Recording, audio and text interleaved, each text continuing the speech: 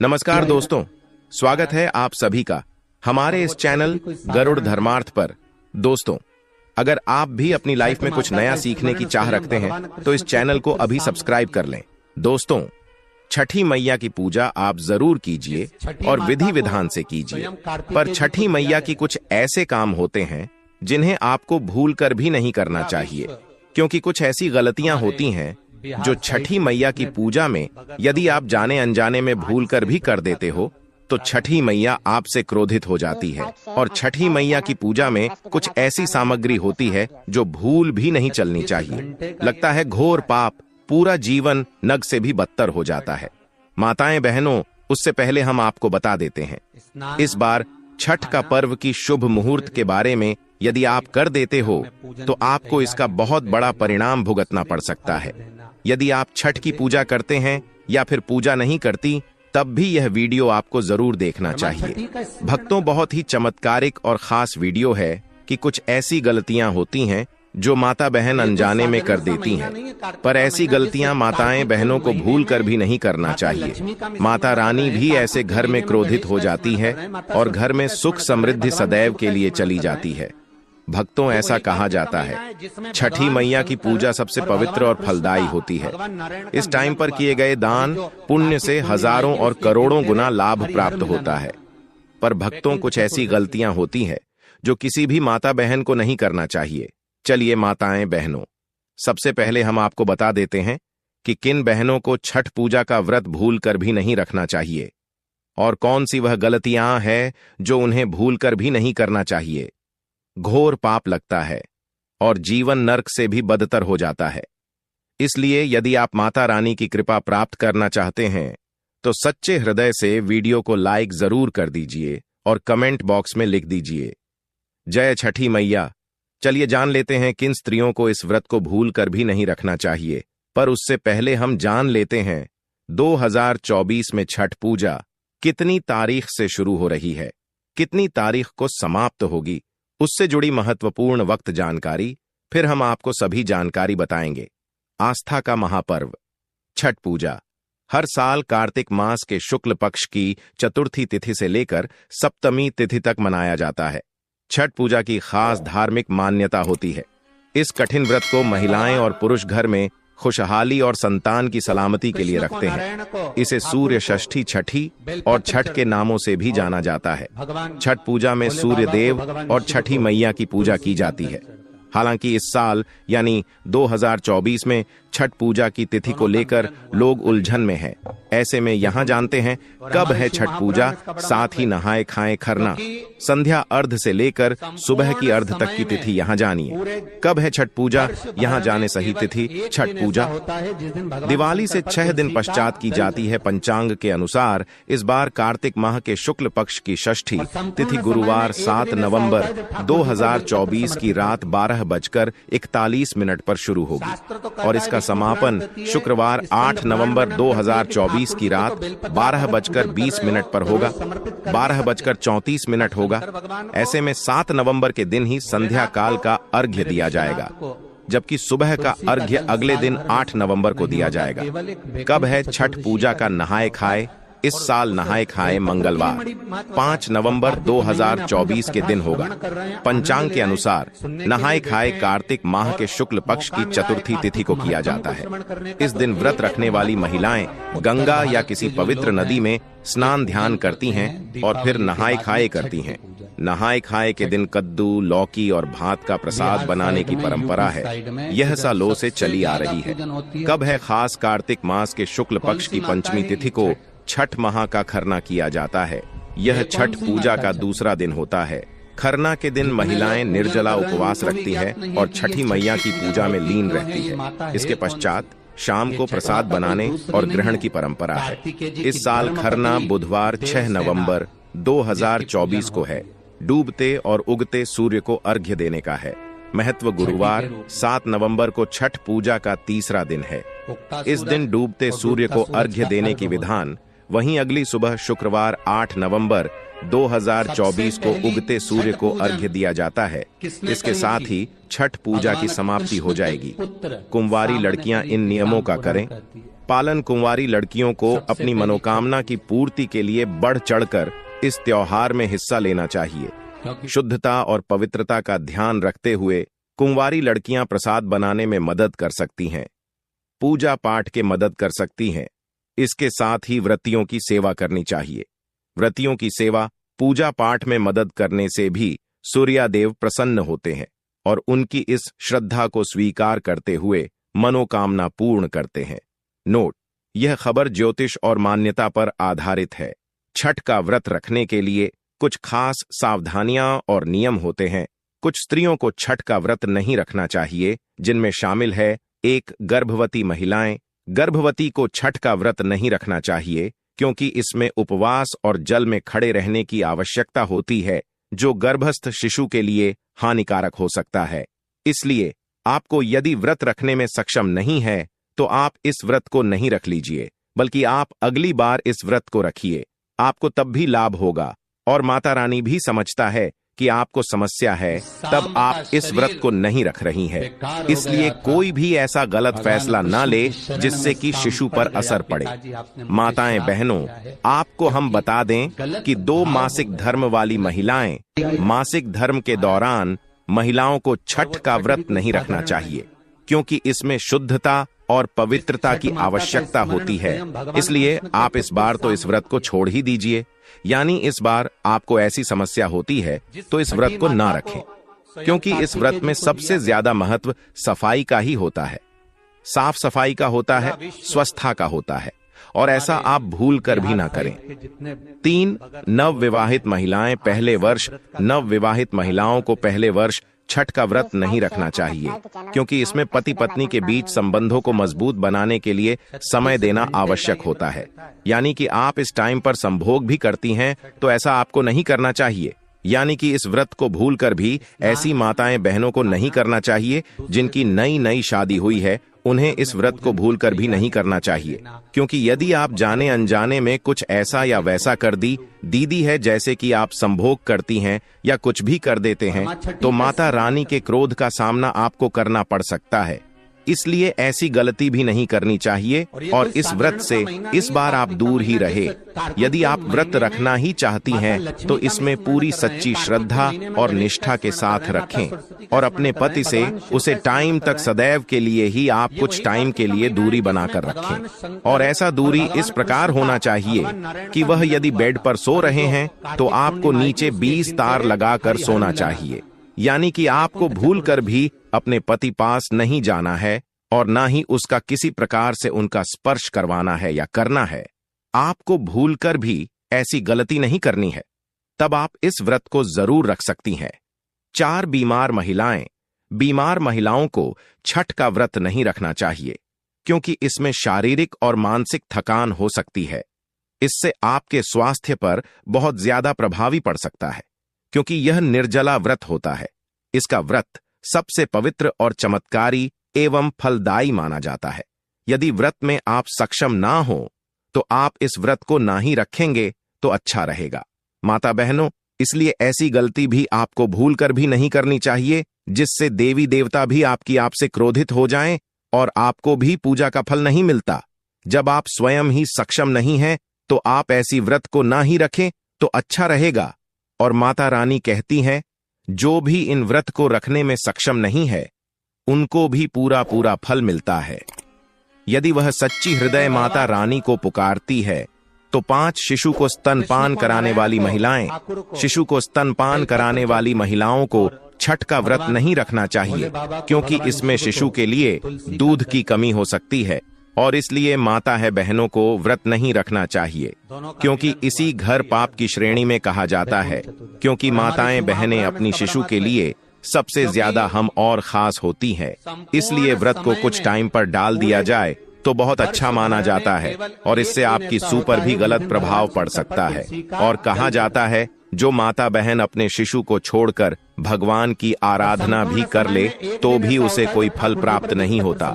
इसलिए सबसे पहले आप अपने शिशु पर ध्यान दीजिए, फिर देवी देवताओं पर ध्यान दीजिए। कहा जाता है, ऐसे देवी देवता भी ऐसी माता बहनों का साथ नहीं देते जो स्वयं अपने शिशु को छोड़कर माता या फिर देवी देवताओं की पूजा करते हैं। ऐसी पूजा कोई भी देवता कभी स्वीकार नहीं करता और इससे आपके घर पाप भी लग सकता है, इसलिए ऐसी कार्य भी आपको नहीं करना चाहिए। 6 मानसिक रूप से अस्वस्थ महिलाएं। मानसिक रूप से अस्वस्थ महिलाओं को छठ का व्रत नहीं रखना चाहिए, क्योंकि इसमें मानसिक तनाव बढ़ सकता है और आपका स्वास्थ्य पहले से भी ज्यादा बिगड़ सकता है। इसलिए इस व्रत को आप अगली बार रखें तो अच्छा रहेगा, पर इस बार आप इसको टाल दी तो अच्छा है। शारीरिक रूप से कमजोर महिलाएं। शारीरिक रूप से कमजोर महिलाओं को छठ का व्रत नहीं रखना चाहिए, क्योंकि इसमें शारीरिक थकान हो सकती है और आप पहले से भी ज्यादा बीमार हो सकते हैं। कोई भी आपको समस्या परेशानी हो सकती है और देवी देवता भी स्वयं कहते हैं आप उत्तर भी व्रत को रखें जब आप इस व्रत को रखने में सक्षम हो, अन्यथा ऐसे व्रत को आप भूल कर भी ना रखें तो आपके लिए यह अच्छा ही होगा। ऑपरेशन के पश्चात की महिलाएं। ऑपरेशन के पश्चात की महिलाओं को छठ का व्रत नहीं रखना चाहिए, क्योंकि इसमें शारीरिक और मानसिक थकान हो सकती है। 9 लंबे समय से बीमार चली आ रही महिलाएं। लंबे समय से बीमार चली आ रही महिलाओं को छठ का व्रत नहीं रखना चाहिए, क्योंकि इसमें स्वास्थ्य खराब हो सकता है। 10 अत्यधिक थकान या तनाव वाली महिलाएं। अत्यधिक थकान या तनाव वाली महिलाओं को छठ का व्रत नहीं रखना चाहिए, क्योंकि इसमें मानसिक और शारीरिक थकान बढ़ सकती है। चलिए माता बहनों, जान लेते हैं किन स्त्रियों को कौन सी गलतियां नहीं करना चाहिए। जो इस व्रत को रखती हैं उन्हें कुछ ऐसे गलत काम होते हैं जो भूल कर भी नहीं करना चाहिए। माताएं बहनों, अभी तक आपने वीडियो को लाइक ना लिख किया हो तो जरूर ही कर दीजिए और कमेंट बॉक्स में जरूर लिखें जय छठी मैया, जिससे कि छठी मैया की कृपा आप पर एवं आपके पूरे परिवार पर सदैव ही बनी रहे और आपको शुभ समृद्धि धन दौलत की प्राप्ति हो और आपकी हर एक मनोकामना इच्छा पूरी हो चली। जान लेते हैं छठी मां सूनी गोद को भरने वाली है, इसलिए इनका पूजन विधि विधान से करना चाहिए और साफ सफाई प्रसाद सहित 3 दिन व्रत के दौरान कुछ बातें का खास ध्यान रखना चाहिए। इन बातों का रखे खास ध्यान स्नान और कपड़े। छठ पूजा में माता छठी और भगवान सूर्य की उपासना करते से पहले अच्छे से नहा लें और स्वच्छ साफ सुथरे कपड़े पहन लें। ध्यान दें कि कहीं भी गंदगी नहीं होनी चाहिए, साफ सफाई का दें खास ध्यान।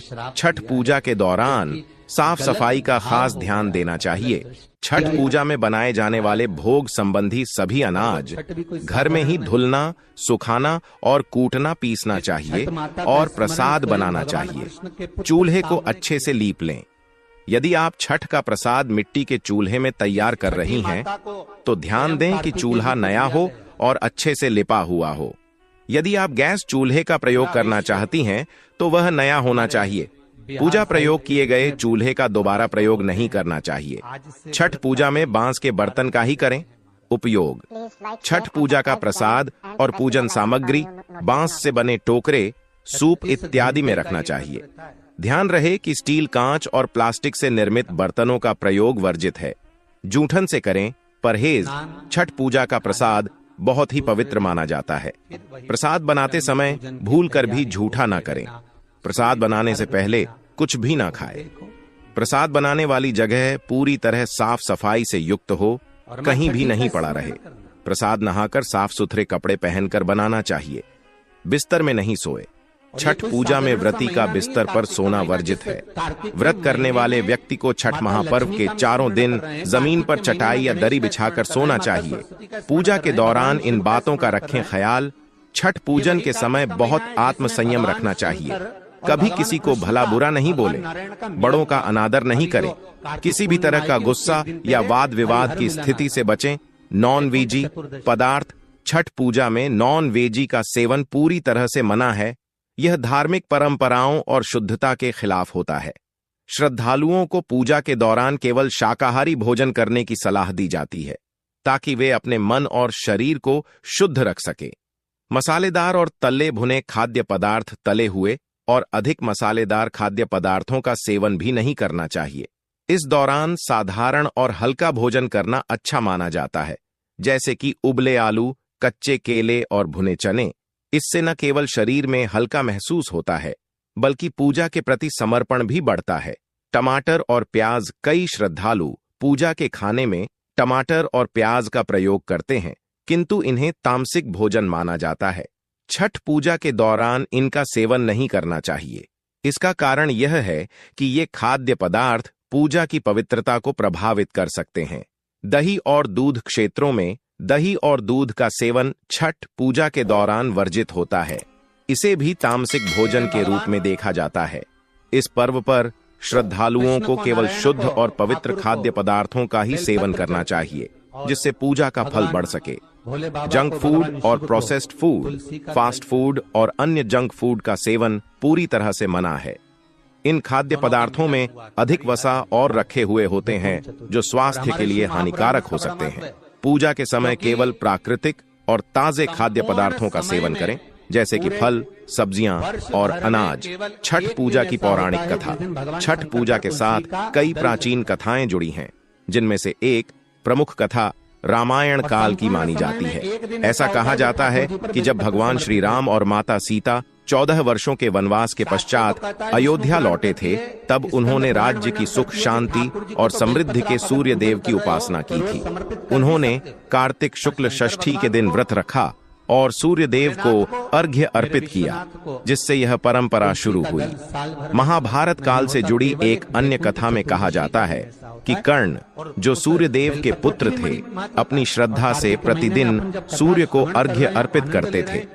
उनकी यह पूजा उन्हें शक्ति और ऊर्जा प्रदान करती थी। इसके अतिरिक्त पांडवों की पत्नी द्रौपदी ने भी अपने की रक्षा और समृद्धि के लिए सूर्य उपासना की थी। एक अन्य पौराणिक कथा के अनुसार राजा प्रियव्रत और रानी मालिनी, जो संतान प्राप्ति की इच्छा रखते थे, ने महर्षि कश्यप के सुझाव पर यज्ञ किया। यज्ञ के फलस्वरूप रानी को एक पुत्र प्राप्त हुआ, किंतु वह मृत था। इस दुखद घटना से राजा ने आत्महत्या का विचार किया। तभी छठी मैया ने प्रकट होकर उन्हें उपासना और व्रत करने का आदेश दिया। राजा ने छठी मैया की पूजा की, जिसके फलस्वरूप उन्हें स्वस्थ पुत्र की प्राप्ति हुई। तब से यह व्रत संतान सुख और परिवार की समृद्धि के लिए किया जाने लगा। छठ पूजा की विधि। छठ पूजा 4 दिनों तक चलने वाला पर्व है, जिसमें शुद्धता और कठोर व्रत का पालन किया जाता है। यह पूजा सूर्य देव और छठी मैया की आराधना के लिए की जाती है। व्रतियों को इस दौरान कई नियमों का पालन करना होता है, जिसमें उपवास के लिए जल में खड़ा होना और शुद्ध आहार शामिल होता है। एक पहला दिन नहाए खाए। पहले दिन व्रती पवित्र नदी या तालाब में स्नान कर घर की सफाई और पवित्रता पर खास ध्यान देते हैं। इसके पश्चात व्रती शुद्ध और सात्विक भोजन करते हैं, जिसमें चने की दाल, लौकी की सब्जी और रोटी शामिल होती है। इस दिन व्रती अपने आहार से व्रत की शुरुआत करते हैं। दूसरा दिन खरना। दूसरे दिन व्रती पूरे दिन का उपवास है और सूर्यास्त के पश्चात गुड़ से बनी खीर, रोटी और फल का सेवन करते हैं। इस भोजन को खरना कहा जाता है। पश्चात व्रती 36 घंटों तक बिना अन्न और जल ग्रहण किए रहते हैं। तीसरा दिन संध्या अर्घ्य। तीसरे दिन, जो छठ पूजा का मुख्य दिन होता है, व्रती डूबते हुए सूर्य को अर्घ्य अर्पित करते हैं। व्रती नदी या तालाब के किनारे इकट्ठा होते हैं और बांस की टोकरियों में फल, ठेकुआ, नारियल और सामग्री लेकर सूर्य देव को जल चढ़ाते हैं। यह प्रक्रिया सामूहिक रूप से होती है और व्रती पूरी श्रद्धा से इस पूजा में भाग लेते हैं। चौथा दिन उषा अर्घ्य। छठ पूजा का अंतिम दिन उगते हुए सूर्य को अर्घ्य देने का दिन होता है। व्रती और उनके परिवारजन सुबह जल्दी उठकर पुनः नदी या तालाब के किनारे एकत्र होते हैं और उगते सूर्य को अर्घ्य देते हैं। इसके पश्चात व्रत समाप्त होता है और व्रती प्रसाद ग्रहण करते हैं। मन से किसी भी चीज को ना चढ़ाए माना जाता है कि बार जिस चीज को आप चढ़ाते हैं, उसे फिर हर साल चढ़ाना होता है। छठ पूजा के समय इस बात का रखें ध्यान। छठ पूजा के प्रसाद को कोई और नहीं बना सकता। इसको केवल व्रत रखने वाले ही बनाते हैं। इसलिए छठ गीत से योग से ना सहाय में वर्णन किया गया है। यानी तोता ने एक बार छठ पूजा में शामिल होने वाली चीज को झूठा कर दिया था, तब उसको बाण से मार दिया गया था। फिर सुगामी ने तोते के लिए छठी मैया से व्रत करके आराधना की, तब मैया ने सगमा को जीवित कर दिया। इस गीत में छठ पूजा में शामिल होने वाली चीजों की शुद्धता के बारे में भी बताया है। इन चीजों के सेवन करने से बचें। 4 दिन चलने वाले इस महापर्व में जो भी व्रत करता है और उसके परिजन को तामसिक भोजन जैसे लहसुन, प्याज तक के सेवन करने से बचना चाहिए। इस व्रत की शुद्धता तक का ध्यान रखना चाहिए, यहाँ तक कि इन चीजों को घर पर रखने से भी बचे। छठ पूजा में केवल सात्विक भोजन करना चाहिए। लहसुन प्याज को राक्षसी भोजन माना गया है और व्रत के दौरान इन चीजों के प्रयोग से व्रत की अखंडता और शुद्धता खत्म हो जाती है और पाप के भागीदार बन जाते हैं। व्रत करने वाले यहाँ न सोए। छठ पूजा में कई नियमों का पालन करना होता है क्योंकि इसे और श्रद्धा का पर्व माना गया है। छठ पूजा का व्रत करने वाले व्यक्ति को बैठ गद्दा या पलंग पर नहीं सोना चाहिए। 4 दिन तक व्रत करने वाला व्यक्ति को भूमि पर आसन बिछाकर ही सोने का नियम है ताकि व्रती अपनी साधना को पूरा कर सके। इस तरह से सोने पर व्यक्ति में शारीरिक और मानसिक रूप से सकारात्मक असर पड़ता है। इस तरह के डाले का ना करें। प्रयोग छठ पूजा में शामिल होने वाली हर चीज नहीं होने चाहिए। यहां तक कि पहले से प्रयोग में लाए जाने वाले बर्तनों का भी शामिल नहीं करना चाहिए। यदि आपको बर्तन धातु के बने हुए हैं तो उनको साफ करके प्रयोग में लाया जा सकता है, किंतु डाला सदैव नया ही होना चाहिए। यदि कोई व्यक्ति इन चीजों को जुटाने में असमर्थ है तो संपन्न व्यक्ति को उनकी सहायता अवश्य करनी चाहिए। व्रत के दौरान तामसिक भोजन नहीं खाना चाहिए, जैसे बैंगन, कटहल, लहसुन, प्याज का भोजन, मांस, मछली, चिकन आदि। इस दौरान धूम्रपान या अन्य किसी भी प्रकार का नशा नहीं करना चाहिए। सूर्य को अर्घ्य देने से पहले जल या भोजन ग्रहण नहीं करना चाहिए। सूर्य को अर्घ्य देने का पात्र चांदी, स्टील, लोहा, कांच, प्लास्टिक, कांस, जर्मन या एल्यूमिनियम का नहीं, तांबा या पीतल का होना चाहिए। किसी मन्नत के लिए छठी मैया की पूजा कर रहे हैं तो मन्नत पूर्ण होने पर जो वाद किया है उसे पूर्ण करना चाहिए। शुद्ध और होकर ही छठ का प्रसाद और भोजन बनाना चाहिए, गंदे या झूठे हाथ से नहीं। प्रसाद को ऐसे स्थान पर रखे जहां से उसे कोई छुए नहीं। इस दौरान महिला और पुरुषों को साथ में नहीं सोना चाहिए और पलंग पर भी नहीं सोना चाहिए। व्रत के दौरान वाणी पर संयम रखना चाहिए और मुंह से किसी भी प्रकार का अपशब्द नहीं निकालना चाहिए। छठ पूजा की सामग्री में किसी भी प्रकार की कोई कमी नहीं रखना चाहिए। छठ पूजा का 36 घंटे तक के लिए रखा जाता है। सप्तमी के दिन उगते सूर्य को अर्घ्य देकर ही इस व्रत का पारण होता है, इसीलिए इसके लिए पहले से ही तैयार रहे। यदि नहीं बनता है, व्रत रखना तो न करें। व्रत रख ही रहे हैं तो गर्मी से दूर रहे, शांत रहे, कम बोले, आराम करें। बस पूजा के दौरान ही सक्रिय हो। प्यास लगने या गला सूखने पर बर्फ से चेहरे और गले की सिकाई कर सकते हैं। पटना त्योहारों के भारत में कई ऐसे पर्व हैं जिन्हें काफी कठिन माना जाता है और इन्हीं में से एक है लोक आस्था का महापर्व छठ, जिसे रामायण और महाभारत काल से ही मनाने की परंपरा रही है। नहाए खाए के साथ आज से आरंभ हुए लोक आस्था के इस 4 दिवसीय महापर्व को लेकर कई कथाएं मौजूद है। एक कथा के अनुसार महाभारत काल में जब पांडवा अपना सारा राजपाट जुए में हार गए तब द्रौपदी ने छठ व्रत किया। इससे उनकी पूर्ण हुई तथा पांडवों को राजपाट वापस मिल गया। इसके अलावा छठ महापर्व का उल्लेख रामायण काल में भी मिलता है। एक अन्य मान्यता के अनुसार छठ या सूर्य पूजा महाभारत काल से की जाती है। कहते हैं कि छठ पूजा की शुरुआत सूर्य पुत्र कर्णा ने की थी। कर्णा भगवान सूर्य के परम भक्त थे। मान्यताओं के अनुसार वे प्रतिदिन घंटों कमर तक पानी में खड़े रहकर सूर्य को अर्घ्य देते थे कि कृपा से ही वे महान योद्धा बने थे। किंवदंती के अनुसार ऐतिहासिक नगरी मुंगर के सीता चरण में कभी मां सीता ने 6 दिनों तक रहकर छठ पूजा की थी। पौराणिक कथाओं के अनुसार 14 वर्ष वनवास के पश्चात जब भगवान राम अयोध्या लौटे थे तो रवाना वध के पाप से मुक्त होने के लिए आर्षि मुनियों के आदेश पर राज सूर्य यज्ञ करने का फैसला लिया। इसके लिए मुग्धाल राशि को आमंत्रण दिया गया था, किंतु मुग्धाल ने भगवान राम सीता को अपने ही आश्रम में आने का आदेश दिया कि आज्ञा पर भगवान राम सीता स्वयं यहां आए और उन्हें इसकी पूजा के बारे में बताया गया।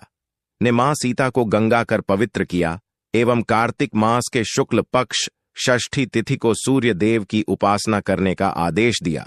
यहीं रहकर माता सीता ने 6 दिनों तक सूर्यदेव भगवान की पूजा की थी। लोकास्था और सूर्या का महान पर्व छठ की आज से शुरुआत हो गई है। इस 4 दिवसीय त्योहार की शुरुआत नहाए खाए की परंपरा से होती है। यह त्योहार पूरी तरह से श्रद्धा और शुद्धता का पर्व है। इस व्रत को महिलाओं के साथ ही पुरुष भी रखते हैं। 4 दिनों तक चलने वाले लोग आस्था के इस महापर्व में व्रती को लगभग 3 दिन का व्रत रखना होता है, जिसमें से 2 दिन तो निर्जला व्रत रखा जाता है। छठ को पहले केवल बिहार,